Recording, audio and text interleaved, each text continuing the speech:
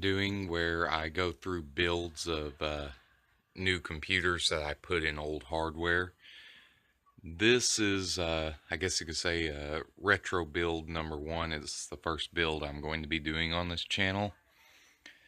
So let me just run you through. So far, I've got an old TKI computer case, something you would have seen in schools.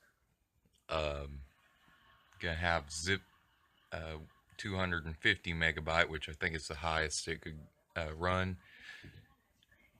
Floppy 3.5 inch, a power and reset button, 5 1/4 inch drive. This drive is broken, so I need to get a new one.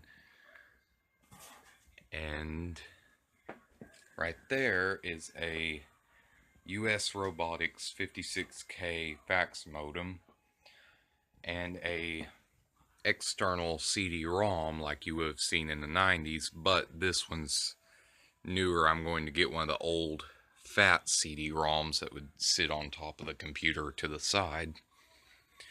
I have a Samsung Sync Master 151S, which is something you would have seen on older computers. An IBM keyboard, just the regular layout. Hopefully going to get an old-fashioned mechanical keyboard here soon. And one of these old Logitech trackball mouses.